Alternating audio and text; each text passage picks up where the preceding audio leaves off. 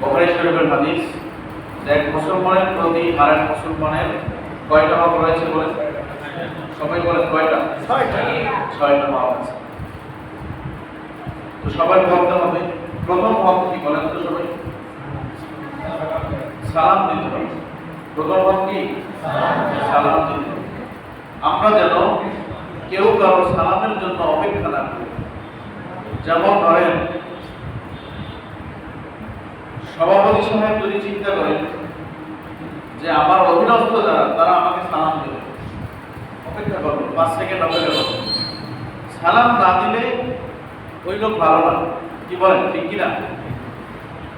ধরেন আপনি একজন প্রতাপশালী মানুষ, একজন ভালো মানুষ, বিজ্ঞ মানুষ, আপনার অধীনস্থ যারা আপনার কাজ করে এই বেচারা আপনাকে সালাম দেয় নাই, তাহলে আপনি বলবেন কি বেয়াদব, ঠিক কিনা বলেন? কিন্তু আল্লাহ রাসূল সাল্লাল্লাহু আলাইহি ওয়াসাল্লাম এটা শিক্ষা দেন নাই। আল্লাহ রাসূল বললেন, ছোট বড় সিনিয়র যে যে অবস্থায় যাকে পাবে ইউসাল্লিমু আলাইহি ইযা লাকিয়াহু, তাকে সালাম দিতে হবে। এই শিক্ষাটা আমরা আজকে এখান থেকে নিয়ে যাব। সন্তানের সালামের জন্য বাবা অপেক্ষা করবে নাকি সন্তানকে সালাম দিবে? সবাই বলেন। শিক্ষক তার ছাত্রের সালামের জন্য অপেক্ষা করবে নাকি শিক্ষক ছাত্রকে সালাম দেবে? দেবে নাকি? অপেক্ষা করবে? দিবে সালাম। ছাত্ররাও তো দিবে, কিন্তু শিক্ষক যেন এইটা মনে না করে যে ছাত্রই আমাকে সালাম দেবে, আমি দিতে পারবো না, এইটা যেন না। সমাজপতি যারা, তার অধীনস্থ যারা, তার সালামের জন্য অপেক্ষা করবে নাকি সালাম দেবে? 1 নম্বর শিক্ষা আমরা গ্রহণ করব। আমরা আজকে জলসা থেকে 1 নম্বর শিক্ষাটা নিলাম, যে আজ থেকে আর কেউ কারো সালামের জন্য অপেক্ষা করব। 2 নম্বর হক কি? সবাই বলেন 2 নম্বর হক কি? অসুস্থ হলে তাকে ওয়ায়াউদুহু ইযা মারিদ, অসুস্থ হলে কি করবে? দেখতে যাবে, শুধু দেখে আসবে। যে দেখছে রিকশাওয়ালা আপনার এলাকারই মানুষ, সে অসুস্থ হয়েছে, অ্যাক্সিডেন্ট করছে, আপনি তারা শুধু দেখতে আসছেন, তার চিকিৎসা করার মতো সক্ষমতা নাই, টাকা নাই। আপনার উচিত হচ্ছে প্রয়োজনে একটা দল কমিটি গঠন করে 100 জন 50 জনে 100 টাকা 20 টাকা 50 টাকা করে দিয়া একটা টাকার অ্যামাউন্ট করে তার চিকিৎসার ব্যবস্থা করা। এইটার নাম হলো দেখতে যাও। দেখতে যাওয়া মানে কি শুধু তাকে দেখতে চলে আসা নাকি? কথা বলেন। তার সব আপনার যতটুকু সম্ভব ওই অনুসারে তাকে সাহায্য করা। একা না, আপনি একা 500 টাকা দিয়ে আসছেন না, আপনিও দিলেন, এটা করবেন। প্রয়োজনে সবাইকে বলে তার একটা চিকিৎসার ব্যবস্থা করবেন, কারণ অনেক সময় অনেকে বিনা চিকিৎসায় বিনা টাকায় মারা যায়। এইটা কিন্তু আল্লাহ রাসূলের হাদিস, এটা বুখারীর বর্ণনা। 3 নম্বরটা কি? এই পড়াটা আপনাদের শেষ করেই আমি সাইদুল ইস্তেগফারের আলোচনা করি, আমি দোয়া মনাত করে দেব ইনশাআল্লাহ। বলেন 3 নম্বরটা কি? কেউ যদি মারা যায়, ইয়াশহাদুহু ইযা মাতা, যখন তোমার কোনো মুসলমান ভাই ইন্তেকাল করবে, মারা যাবে, তখন তার জানাজার নামাজ শুধু পড়বেন না, আরো কিছু কাজ আছে? শুধু জানাজা। মারা গেলে তার বাড়িতে গিয়ে অনেক সময় দেখবেন ভালো প্রতি পরামর্শ দেওয়ার মতো লোক নাই, এরকম আছে। আপনি গিয়ে তার প্রতি পরামর্শ দিলেন, জানাজার নামাজের জন্য সময় নির্ধারণ করা বা তার কাপড়ের ব্যবস্থা করা, সেটাও কিন্তু অনেক সময় হয় না। অথবা ভালো বুদ্ধি পরামর্শ করা, জানাজার নামাজ পড়া, নামাজের পরে তাকে দাফন করা। কিন্তু আমাদের দেখেন ঘনিষ্ঠ বন্ধু মারা গেছে, 10 মিনিট সময় নাই, তার জন্য দিতে পারি না আমরা। কয় ভাই আমার দোকান করা লাগবে, যাইয়ে দোকান কতদিন করবি? একটা সময় দোকান চিরজীবনের জন্য বন্ধ। দোকানের তালা যাই দেখবেন, দোকানের তালা মারা গেল, কই ওখানে তো কাউকে মারা গেছে, বুঝছেন? তাহলে সময়টা দিতে পারে না, 10 মিনিট সময় নাই। আমার ব্যবসা আছে, আমার চাকরি আছে, অমুক আছে, সমুক আছে, কিন্তু এই ব্যক্তির জন্য যে একটু দোয়া করবে সেই সময়টা। 4 নম্বর দায়িত্ব কি? ওয়ায়ুজিবুহু ইযা দাআহু, আর যখন তোমাকে কোনো মুসলমান ভাই তোমাকে ভালো কাজের জন্য ডাকবে, তখন তার ডাকে কি দাও? সাড়া দাও। এখন মুসলমান ভাই জুয়া খেলতে ডাকে, এটা ডাকে দাও যাবে? কথা বলেন। হারাম খাওয়ার জন্য ডাকে দাও যাবে? এক ছেলে আরেক ছেলেকে সিগারেট খাওয়ার জন্য ডাকে, যাও যাবে? যাইবে, কারণ ও তো একই দলের লোক। এখানে আল্লাহ রাসূল বলছে ডাকে, কোন ডাকে? একটা এলাকায় সাঁকো নাই, কালভার্ট নাই, ব্রিজ নাই, মানুষ চলাচল করতে পারে না, যে ভাই সরকারি অনুদান তো আসে না, তো আমরা সবাই মিলে একটা সাঁকোর ব্যবস্থা করি, আমরা সবাই মিলে একটা কাজ করি, একটা মসজিদ নাই, নামাজ পড়তে পারি না, আমরা একটু কাজ করি, অনুদান নেই, মাদ্রাসা নাই, ছাত্ররা পড়তে পারে না, এই যে মাদ্রাসা, এখানে একজন ছাত্র দেওয়া আপনার নাই, কিন্তু একজনের কাছ থেকে এনে দিলেন, তাকে বললেন যে এখানে একটা মাদ্রাসায় ছাত্র পড়াও, এই ছেলে একদিন তোমার জানাজা পড়াবে, তোমাকে দাফন কাফন করবে, কবরে হাসরে মিজানে সব জায়গায় তোমাকে সুপারিশ করবে, এই কথা তাকে বোঝাও, বলো, একটা ছেলেকে আলেম বানাও। এইটাও হচ্ছে ভালো কাজে সাড়া দাও। এটা কি ভালো কাজে সাড়া দাও। 4 নম্বর। 5 নম্বরটা কি? ওইসব কিন্তু ইদা আতাসা, সে যখন হাসি দেবে, হাসি দেওয়ার সাথে সাথে কি করতে হয়? আলহামদুলিল্লাহ বললে আপনি বলবেন ইয়ারহামুল্লাহ। হাসি দাদা বলবে ইয়াহদিকুল্লাহ ইউসলিহু বালাক। এখন হাসি দিলে আলহামদুলিল্লাহ বলতে হয় কেন? এই কথাটা বলি শেষ করব। হাসি দিলে আলহামদুলিল্লাহ বলতে হয় কেন? জাপানের একদল বিজ্ঞান, তারা গবেষণা করছে, বিজ্ঞানী, যে মুসলমানরা হাসি দিয়ে আলহামদুলিল্লাহ বলে, রহস্য রাখে। আলহামদুলিল্লাহ মানে কি? আল্লাহর প্রশংসা করে। তারা দীর্ঘ গবেষণার পর দেখলো যে হাসি দেওয়ার সময় আমাদের যে হার্ট, এইটা 1 সেকেন্ড সময়ের জন্য বন্ধ হয়। হার্ট কি হয়ে যায়? 1 সেকেন্ড সময়ের জন্য বন্ধ। হাসি দেওয়া শেষ হইলে ওই হার্ট পুনরায় আবার চালু হয়। এক। দ্বিতীয় হচ্ছে হাসির সাথে ব্রেন, মস্তিষ্ক, অঙ্গ প্রত্যঙ্গের মধ্যে যেই জীবাণুগুলো, যেই ব্যাকটেরিয়াগুলো থাকলে ক্যান্সার হইতে পারে, যেইগুলো শরীরে থাকলে লিভার ক্যান্সার হইতে পারে, কিডনি নষ্ট হয়ে যেতে পারে, ব্রেন নষ্ট হইতে পারে, ব্রেন টিউমার হইতে পারে, স্ট্রোক করতে পারে, ওই ধরনের বিষাক্ত ব্যাকটেরিয়াগুলো হাসির সাথে জমিয়ে পড়েছে। এখন বলেন, লক্ষ লক্ষ কোটি কোটি টাকা দিয়ে থেরাপি দিয়েও এর একটা জীবাণুকে আপনি নামাইতে পারবেন না। তাহলে সেইটা একটা হাসির কারণে যদি জমিনে পড়ে যায়, তাহলে আমরা আলহামদুলিল্লাহ বলবো না? পুনরায় আমার হার্ট 1 সেকেন্ড পর আবার চালু হইল, যদি চালু না হয় তাহলে কিছু করার আছে? তাহলে যেই আল্লাহ তাআলা আমার হার্টটাকে পুনরায় চালু করলেন, আমার বিষাক্ত ব্যাকটেরিয়াগুলোকে বিনা টাকায় জমি ফালাই দিলেন, তার দরবারে শুকরিয়া আদায় করার দরকার নেই। এই জন্য মুসলমানরা আলহামদুলিল্লাহ বলে। এই গবেষণা করার পর বিজ্ঞানীরা দেখলো যে তারা তো শুকরিয়া আদায় করে আল্লাহর কাছে, আল্লাহ তুমি আমাকে পুনরায় সুস্থ করেছো, পুনরায় আমার হার্টটাকে ফিরিয়ে দিছো, এই জন্য তারা আলহামদুলিল্লাহ বলে। সঙ্গে সঙ্গে ওই বিজ্ঞানীগুলো কালিমা পড়ে মুসলমান হয়ে গেছে। তাহলে আল্লাহ রাসূল যে আজ থেকে 1400 বছর আগে বলছে যে হাসি দিলে কি বলতে হবে? আলহামদুলিল্লাহ। তখন কি গবেষণাগার ছিল, বিজ্ঞান ছিল? তাহলে কিভাবে আসলো? এবার বলেন 6 নম্বরটা কি? ওয়ায়ানসাহু লাহু ইদা গাবা শাহিদা, তার উপস্থিত এবং অনুপস্থিত উভয় অবস্থায় তার জন্য মঙ্গল কামনা করে। কি কামনা করে? সামনে বসলে হুজুর হুজুর প্রশংসা, পিছনে গেলেই ভালো না, এরকম স্বভাব কি আমাদের আছে না নাই? কথা বল, আছে তো? সামনে বসলে অনেক প্রশংসা, পিছনে না গেলে কি বদনাম, ভালো না। গীবত, পরনিন্দা আমাদের সমাজে কি আছে? চায়ের দোকানে বসে হুজুরের বদনাম আছে? হুজুরে আইছে 12:30টার পর, ধরেন 5 মিনিট পর আসলাম, দেরি হইতে পারে না, রাস্তায় গাড়ির সমস্যা তৈরি করে, এই হুজুরে ভালো না, এরকম আছে না? আছে হুজুর এরকম কিছু। চায়ের দোকানে চায়ের কাপ লইয়া শুরু হয়ে গেল হুজুরের বদনাম। আর যদি তা না পারে, এর বদনাম, পর বদনাম, গীবত, শিকায়েত, পরনিন্দা, এটা আল্লাহ তাআলা কঠোরভাবে নিষেধ করেছেন। সূরা হুমাযার মধ্যে আল্লাহ তাআলা বলেছেন, ওয়াইলুল লিকুল্লি হুমাযাতিল লুমাযা। এই সূরার ব্যাখ্যা করব না, এই সূরাটা পড়ে দেখেন যে ধ্বংস তাদের জন্য যারা সামনে পিছনে নিন্দা করে, পরনিন্দা করে, গীবত করে, শিকায়েত করে, মানুষের বদনাম করে, তাদের জন্য জাহান্নামের অয়েল নামক স্থানে তাদের জায়গা দেওয়া হবে। নাউযুবিল্লাহ। আজকে আমরা কি শিক্ষা পেলাম? আমরা এক মুসলমানের প্রতি এই 6টা হক আদায় করব? আমরা কি গীবত করব, পরনিন্দা করব, শিকায়েত করব, কারো বদনাম, কারো নামে অপবাদ দেওয়া, করবো না? শেষ। এখন আমরা একটা আমল শিখব।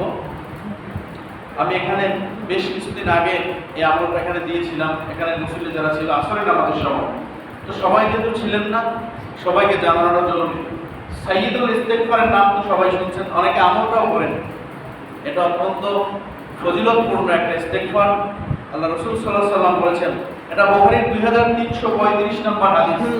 বলতে হবে কত নম্বর হাদিস? বুখারী শরীফের 2300, সবাই বলেন 2335 নম্বর হাদিস। এই হাদিসে আল্লাহ রাসূল সাল্লাল্লাহু আলাইহি ওয়াসাল্লাম বলেন যে যদি কেউ একবার, জীবনে একবার হলেও এই সাইয়্যিদুল ইস্তেগফার করেন, আল্লাহ তাআলা তার জীবনের সমস্ত গুনাহ ক্ষমা করেন। সুবহানাল্লাহ। যদি মাসের মধ্যে একবার পারেন, যদি পড়েন, সমুদ্রের ফেনার মতো গুনাহগুলো আল্লাহ তাআলা ক্ষমা করেন। যদি দৈনিক পড়েন, অনেকে আছে 5 ওয়াক্ত নামাজের পর পড়ে, আছে না এরকম? তাহলে আল্লাহ তাআলা আপনাকে জান্নাতের উচ্চ মাকাম, উচ্চ মেহমান হিসেবে করবেন। আপনার কাছে কোনো গুনাহ, আল্লাহর কাছে কোনো গুনাহ মনে হবে না। কারণ যিনি সাইয়্যিদুল ইস্তিগফার করেন, তিনি তো 5 ওয়াক্ত নামাজ পড়েন, সত্য কথা বলবেন, তিনি অবশ্যই হালাল খানা খাবেন। আমরা সাইয়্যিদুল ইস্তিগফার করি। আল্লাহ তাআলার হাবিব সাইয়্যিদুল ইস্তিগফার শিখিয়েছেন আমাদেরকে। বুখারীর 2335 নম্বর হাদিসে আল্লাহর নবী বলেন, আল্লাহুম্মা আনতা রাব্বী লা ইলাহা ইল্লা আনতা খালাকতানি ওয়া আনা আবদুকা ওয়া আনা আলা আহদিকা ওয়া ওয়া'দিকা মাসতাতা'তু আউযু বিকা মিন শাররি মা সানা'তু আবুউ লাকা বিনি'মাতিকা আলাইয়া আবুউ বিযামবি ফাগফিরলি ফাইন্নাহু লা ইয়াগফিরু যুনুবা ইল্লা আনতা। সুবহানাল্লাহ। আল্লাহর হাবিব জানিয়ে দিলেন, বলেন আল্লাহুম্মা আনতা রাব্বী, ও আল্লাহ তুমি আমার রব, তুমি আমার মালিক, তুমি ব্যতীত আর কোনো মাবুদ নাই। লা ইলাহা ইল্লা আনতা, তুমি ব্যতীত আর কোনো মাবুদ নাই। আমার মতো লক্ষ কোটি গোলাম তোমার আছে, কিন্তু তোমার মতো একজন মাবুদ আমার নাই। আমি কার কাছে যাব, কার দুয়ারে যাই আল্লাহ? আমার মতো হাজার হাজার কোটি কোটি গোলাম তোমার রয়েছে, কিন্তু আমার তো যাওয়ার জায়গা একটাই, সেটা হচ্ছে তোমার দরবার। আল্লাহুম্মা আনতা রাব্বী, ও আল্লাহ তুমি আমার রব, তুমি আমার মালিক। লা ইলাহা ইল্লা আনতা খালাকতানি, তুমি ব্যতীত আর কেউ নাই। খালাকতানি, তুমি আমাকে সৃষ্টি করেছো, তুমি আমার রিজিক দাতা, তুমি আমার পালনকর্তা। তোমার দরজা ব্যতীত আর কোনো দরজা নেই যেখানে আমি যাব। ওয়া আনা আবদুকা, আমি সাক্ষ্য দিচ্ছি আল্লাহ আমি তোমার গোলাম, আমি তোমার বান্দা, আমি তোমার দাস। আমি সাক্ষ্য দিচ্ছি আল্লাহ ওয়া আনা আবদুকা ওয়া আনা আলা আহদিকা ওয়া ওয়া'দিকা, আমি আরো সাক্ষ্য দিচ্ছি আল্লাহ তোমার কাছে যে প্রতিশ্রুতিগুলো আমার রয়েছে, যে ওয়াদাগুলো রয়েছে, সেইগুলো পালন করতে আমি দৃঢ় প্রতিজ্ঞ। আমি প্রতিজ্ঞা করতেছি আল্লাহ, যে ওয়াদাগুলো তুমি আমাকে দিয়েছো, যে কথাগুলো তুমি আমাকে বলেছো, নামাজ পড়ো, রোজা রাখো, হজ যাকাত করো, এগুলো পালন করতে আমি প্রতিজ্ঞা করছি। মাসতাতা'তু আউযু বিকা মিন শাররি মা সানা'তু, আর আমার জীবনের জন্য, জীবনের মধ্যে যত অনিষ্টতা রয়েছে, যত পাপাচার রয়েছে, যত খারাপ কাজ রয়েছে, সব খারাপ কাজ থেকে আমি তোমার কাছে পানাহ চাই। সুবহানাল্লাহ। আল্লাহ তুমি সমস্ত অনিষ্টতা থেকে আমাকে হেফাজত করো, আমাকে রক্ষা করো। সব অনিষ্টতা থেকে আমি তোমার কাছে পানাহ চাই, সব খারাপ কাজ থেকে আল্লাহ তুমি আমাকে হেফাজত করো। আবুউ লাকা বিনি'মাতিকা, আমি আরো সাক্ষ্য দিচ্ছি আল্লাহ তুমি আমাকে যে নিয়ামতগুলো দিয়েছো, সেই নিয়ামতের কথা আমি স্বীকার করতেছি। সুবহানাল্লাহ। তুমি আমাকে বেঁচে থাকার জন্য অক্সিজেন দিয়েছো, দৈনিক 12,500 বার। সুবহানাল্লাহ। তুমি আমাকে বাঁচার জন্য শেল্টার দিয়েছো, আশ্রয় দিয়েছো। আবুউ লাকা বিনি'মাতিকা আল্লাহ আলাইয়া, সব নিয়ামতগুলো আমি স্বীকার করতেছি আমার উপরে তুমি দিয়েছো, সব নিয়ামত তুমি আমাকে দিয়েছো। তুমি যেদিন আমার কাছ থেকে অক্সিজেনগুলো কেড়ে নিবা, সেদিন এই অক্সিজেন দেওয়ার মতো আর কেউ না। আল্লাহ। আইসিইউর মধ্যে রাখার পরও আমি বাঁচতে পারবো না, কারণ তুমি আমাকে বিনা টাকায় অক্সিজেন দিচ্ছ।